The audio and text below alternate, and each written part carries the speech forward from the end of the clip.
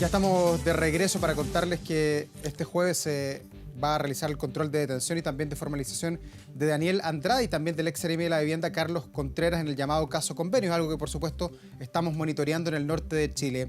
Una causa que revela por lo demás la falta de transparencia y también de probidad en organismos públicos y también privados, y de lo que hablaremos a continuación con nuestro siguiente invitado, el presidente del Consejo para la Transparencia, Bernardo Navarrete, con quien además vamos a conversar sobre el proceso electoral que está en marcha, que es el domingo, con este plebiscito en todo el país. ¿Qué tal, Bernardo? Bienvenido. Gracias por la invitación, Carla. ¿Qué tal, Bernardo? Bienvenido. Partamos por lo de este domingo, que es lo más próximo, digamos, y luego le vamos a preguntar por el caso Convenios, que es bastante más grande también. ¿Cuál es la importancia de la transparencia dentro de un proceso electoral como el de este día domingo y en qué situación está Chile respecto de esto? Bueno, como ustedes sabrán, Chile, en cualquier indicador internacional, piensen ustedes comparando con todos aquellos países que estamos en el barrio latinoamericano, sobresale de todas maneras. Es muy difícil en Chile pensar que las urnas van a desaparecer, que no vamos a tener la contabilidad al 100% 10 de la noche.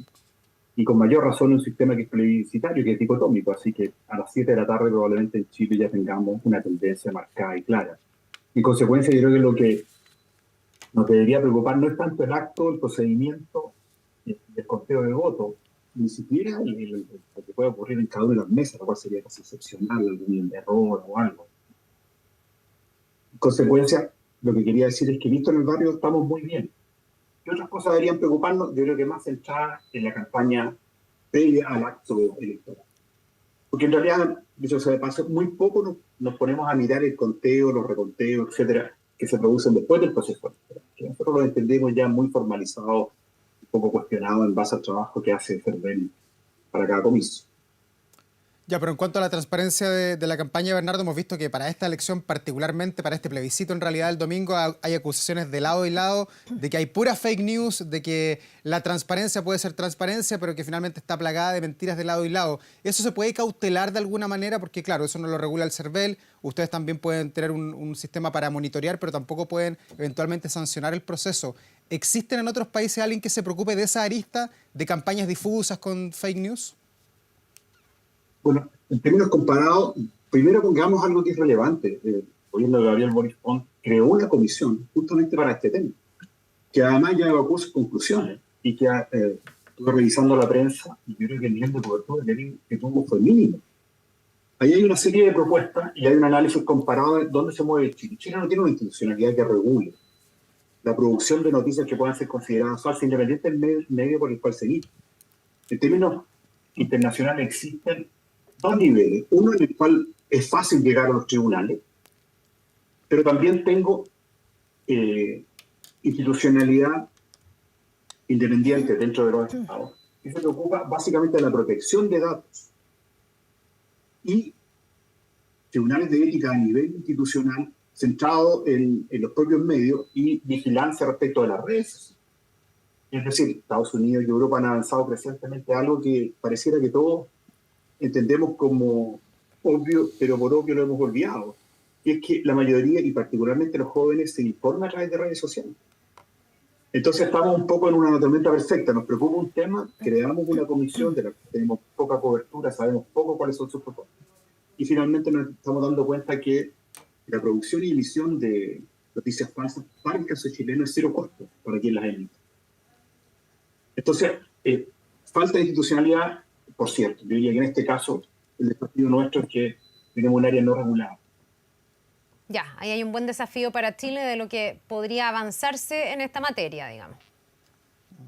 De todas maneras, porque... Pero ahí hay otra cosa que es clave, hay que entender que hay un límite objetivo de control de las redes sociales. Yo creo que parte del diagnóstico que hace la comisión que convocó el presidente de la República es parte de eso. Las redes sociales se generan en una dinámica muy propia. No tenemos que...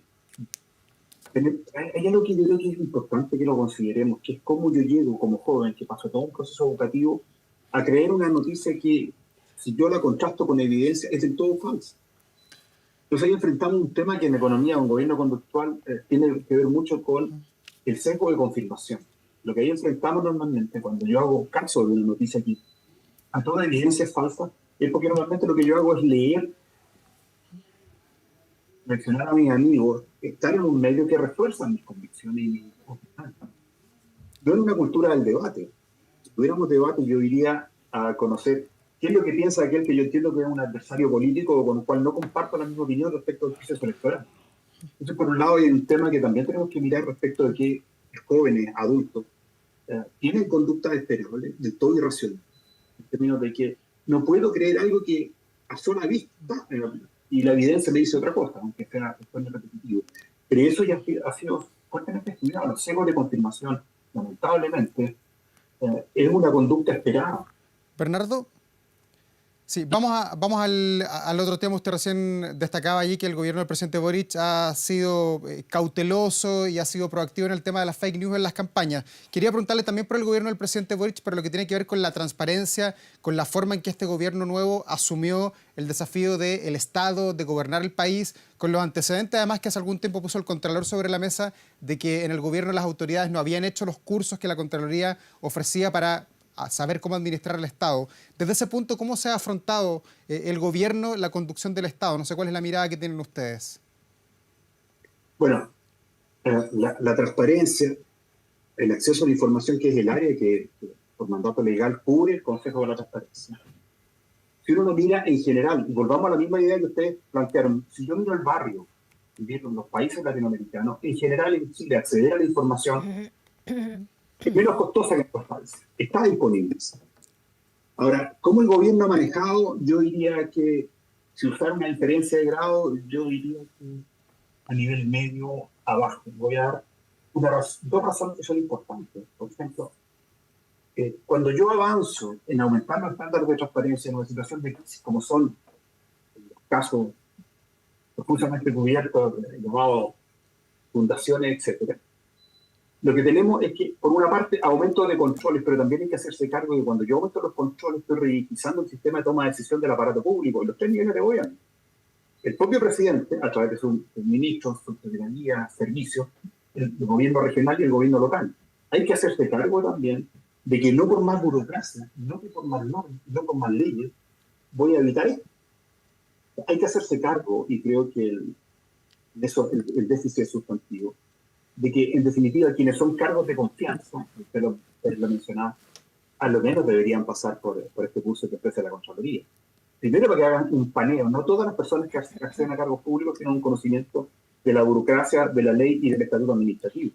Y dicho sea de paso, nosotros tenemos una frondosa legislación sobre temas de corrupción, transparencia y tal vez en menor medida acceso a la información. Y si lo miro en serie de tiempo, yo creo que la ley de transparencia 2.0 podría cubrir perfectamente parte de los problemas que estamos enfrentando hoy día. Está desde el 2018. A 2 años ya de gobierno del presidente Gabriel Boric, no hemos avanzado mayormente en ello. Entendemos que el próximo año podríamos eventualmente tener, pero el gobierno tiene que hacerse cargo primero de su estrategia nacional de integridad, que hace una semana atrás presentó al país con más de 200 medidas, varias de ellas que ya están contempladas en proyectos de ley que están en discusión del Congreso.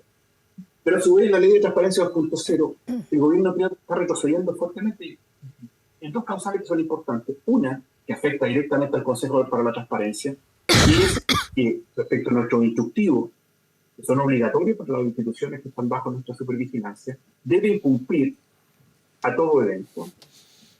Se nos va a llevar ahora que esos instructivos que aclaran, precisan y profundizan problemas de transparencia y acceso a la información al control de legalidad de la Contraloría, afectando directamente nuestra independencia como organismo autónomo del Estado. Y a la vez también algo que me parece de suyo grave, y es que dentro de esas propias propuestas presentadas por el actual gobierno se estaría eliminando el control, el lobby entre autoridades. Eliminar el lobby entre autoridades significa que un ministro A puede hablar con un ministro B todos aquellos temas que sean de intereses de un privado o de una empresa y no tener que registrar ese proceso. ¿A título de qué un ciudadano de este país no puede saber hacia qué están conversando dos autoridades en materia de las cuales no necesariamente tienen un vínculo directo? Eso yo diría que en términos generales, es decir, estamos avanzando por una vía de rigidez burocrática, con enorme cantidad de existencias de control, y nos estamos haciéndonos cargo de algo que es muy importante, que ¿qué pasa en la cultura organizacional institucional? ¿Qué pasa con el código de ética? Piensa usted que la mayoría de las instituciones, los 3 millones de gobiernos, tienen códigos de ética que además no funcionan. ¿Por qué? Porque no tienen un oficial de cumplimiento. En su diseño, nunca pensaron en instancias en las cuales hubiera un responsable, una cara de qué pasa con la ética, qué pasa con la transparencia, etcétera, etcétera. Ya, y esos controles se pueden elevar, se puede mejorar, no sé, lo que pasa con la ley de lobby, por ejemplo, porque al final depende harto de la voluntad de las partes de declararlo, de efectivamente las reuniones dejarlas o pedirlas a través de la ley de lobby, que nos enteremos, versus la reunión a puertas cerradas, quién sabe dónde. En el caso de Democracia Viva, para tomar como referencia lo que está pasando hoy día, hay WhatsApps, digamos, donde Daniel Andrade, fundador de esa fundación, valga la redundancia, dice que conversaba de este tema con el Ceremi de Vivienda en un carrete en Santiago, en una vía fuera de lo institucional, en un encuentro entre amigos, personas que están vinculadas, con un claro conflicto de interés, hablando de cómo se van a distribuir las platas del Estado. Entonces, ¿de qué manera podría haber más controles para que eso no pase? Porque incluso con la ley de lobby, una cosa es lo que se declara oficialmente y otra cosa es todo lo que no vemos por al lado. Sí, hay una cosa, Carla, que es insalvable, que es la ética de la responsabilidad. Bueno, sí. Y eso tiene que ver con quién yo nombro. Uno es a quien designo, dicho sea de paso. Y por lo tanto, cuando yo designo a personas que en mi espacio libre voy a abordar muchos temas. Como decía usted muy bien, en un carrete probablemente muchos de los temas salgan. Pero eso no tiene que verse plasmado necesariamente y no debe plasmarse en mi gestión de la responsabilidad del cargo que yo ejerzo. Porque, por ejemplo, la ley de lobby, si usted la mira para el caso de los alcaldes y para el caso de los concejales, ha fracasado. En su propia estructura no permite y ha ido bajando el número de registros de solicitudes de audiencia. Y piensa usted que los municipios de Chile son la principal ventanilla de atención del Estado. Entonces, esperaría que subiera el número, el registro de personas naturales, que le piden audiencia a los alcaldes. No se ha producido. ¿Y por qué? Porque el propio portal, la propia asignación de quién quiero solicitarle o cuál es el motivo de la audiencia es poco clara y no está parametrizado. Entonces, no es posible hoy día saber con precisión qué está ocurriendo con la ley de lobby. O dicho de otra manera, la ley de lobby en Chile es perfectamente imperfecta. ¿Y eso se puede mejorar? ¿Es culpa de alguien, no sé, algún alcalde que no informe o algún parlamentario o algún ministro se expone a algo? Porque claro, el tema es grave a la luz de lo que ha pasado con el caso Convenio, con las sombras que hay sobre impuestos internos, las sombras sobre el mercado financiero, las sombras al final sobre un montón de organismos del Estado que creíamos éramos 100% probos. Hoy día nos falta aumentar la legislación, subir el umbral de las penas, por ejemplo, para que quien no informe sea algo grave y no algo administrativo. Yo creo, Votador, que por ahí va. Porque hay un viejo profesor que hablaba de Bow, que decía que el regulado siempre va a terminar regulando al regulador. Saque todas las leyes que usted quiera, pero voy a buscar todos esos espacios de opacidad, porque si la institucionalidad en la cual yo estoy presume que puedo salir impune de una acción que reviste características de delito, que es lo que estamos viendo hoy día, y eso está siendo investigado. No está siendo investigada las actitudes personales, con las conductas éticas. Aquí estamos hablando que está siendo investigado en su lado penal. En consecuencia, algo que no puede ocurrir es que ya entremos efectivamente a sacar el problema de la política y entremos a discutirlo desde el punto de vista técnico respecto de las sanciones. El delito tiene mucho de oportunidad. En consecuencia, yo puedo buscar todos los lados, todas las aristas para que no quede como sujeto con la propia ley, las normas, los reglamentos. Entonces, la sanción. Yo creo que una de las cosas importantes, por ejemplo, que tiene el Consejo de la Transparencia en su gobierno corporativo, primero es la rotación en la presidencia, controles internos, pero además la capacidad de sanción. Quien no cumple un dictamen podrá ir a la Corte, pero si nosotros entramos a dictaminar del 20 al 50% del salario del jefe de servicio y del responsable de transparencia. Es una medida concreta. Entonces la pregunta es, ahora llevado a los ministerios y todas aquellas instituciones que se han visto involucradas al hecho, ¿tienen instancias de penalidad interno o de salida automática? Y quiero recordar algo también, tiene que estar la responsabilidad política. Es decir, dicho de otra manera, la impunidad sacado de por qué a mí me designan de si tenía o no las competencias para hacerlo, si yo tenía aquello, había pasado la formación previa y necesaria que toda persona debería tener, si no conoce o no tiene formación en el área del derecho administrativo, debería también saber, y la Contraloría podría decirle perfectamente, que hay sanción, y de hecho si uno va al estatuto administrativo existe. Lo que pasa es que pareciera que nadie quiere aplicarla, o quedan en la opacidad más absoluta, porque cuando sale la noticia de la curva de atención de los problemas públicos, nadie entra a preguntarse hacia atrás, bueno, ¿y qué pasó con la sanción? Ya, por último, Bernardo, también estamos hablando de la ley de lobby, digamos, pero también hay otras como espacios de opacidad que han ido demostrando en el tiempo que se han prestado para mucha corrupción, pero que tampoco se están acotando. Y estoy hablando, por ejemplo, de las corporaciones municipales. Ahora estamos con una declaración de Raúl Torrealba, exalcalde de Vitacura, donde reconoce que él recibía pagos a través de la Corporación de Deportes de Deportes Vita, digamos, que era de Vitacura. Y ha habido hartas organizaciones pro transparencia que han criticado fuertemente la existencia de las corporaciones que terminan siendo como cajas negras donde uno no sabe lo que está pasando. Eso, ¿por qué no se ha corregido? ¿Por qué tenemos todavía espacios institucionales que ayudan a tener esa opacidad?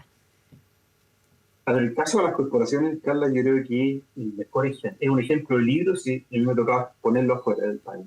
Es un caso de libro, porque corporaciones tenemos desde 1980.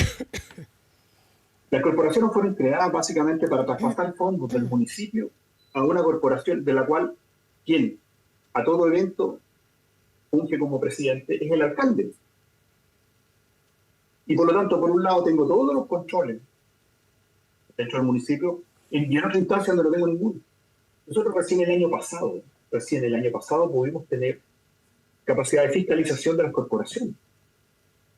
O sea, estamos hablando que pasaron 40 años donde todos sabían este tipo de problemas, basta revisar la prensa para darse cuenta de todo este tipo de corrupción. ¿Y qué ocurrió? Cuando nosotros empezamos a exigir que no es aceptable que una corporación que recibe, en algunos casos el 100%, en otros casos el 80% del financiamiento directo desde las arcas de los municipios, no sea fiscalizable por instancias como la nuestra, que es el Consejo para la Transparencia. De hecho, en esa búsqueda, finalmente la Contraloría saca un dictamen que nos entra a nosotros a permitir empezar a revisar primero la transparencia activa, porque no sabíamos las composiciones de los directorios, el financiamiento de ese directorio, qué personas se contrataban, por cuánto se les pagaba, y si trabajaban en el municipio y a su vez trabajaban en la corporación. Entonces, después de 40 años, la pregunta que hacía acá, bueno, y nadie se dio cuenta. Lo que suele ocurrir en esto es que por eso seguimos con las soluciones políticas y tenemos que pasar a las soluciones técnicas. Las corporaciones hoy día ya están obligadas, de hecho, América Transparente lo comunicaba hace pocos días, por un dictamen de la Corte Suprema, la Corporación de Las Condes entregó los sueldos de los el historial de personas que hayan recibido ingresos en esa corporación. Entonces, claro, también los municipios han ido frenando el acceso a un área de manejo de presupuesto con alto impacto en la ciudad. Y esto tiene que ver que yo puedo tener corporaciones en municipios de ingresos no como el de Vitacura, muy escaso, y que pueden permitir incluso tener un fuerte impacto directo hacia la vida cotidiana de las personas. Pero eso se puede tergiversando a tal punto que en muchos casos permitía a alguien que perdió una elección irse a la corporación. Y así sucesivamente, logrando a nivel de concejales. Entonces, claro, después de 40 años donde sistemáticamente se evitó abordar un área que todos entendían como crítica, es los ejemplos que tenemos hoy día. Y lo más claro, y lo triste de esto es que la legitimidad institucional de los municipios se ha ido al suelo. Sí, bueno, queda mucho por hacer en esa área y también en otras que tienen algún vínculo con la probidad, con la transparencia, que son los temas que nos están preocupando particularmente en este periodo del 2023. Bernardo Navarrete, presidente del Consejo para la Transparencia, muchas gracias por esta entrevista. Que le vaya muy bien. Que le vaya bien, muchas gracias. Por el tiempo para hablar de estos temas tan áridos. Gracias. Gracias, muy gentil.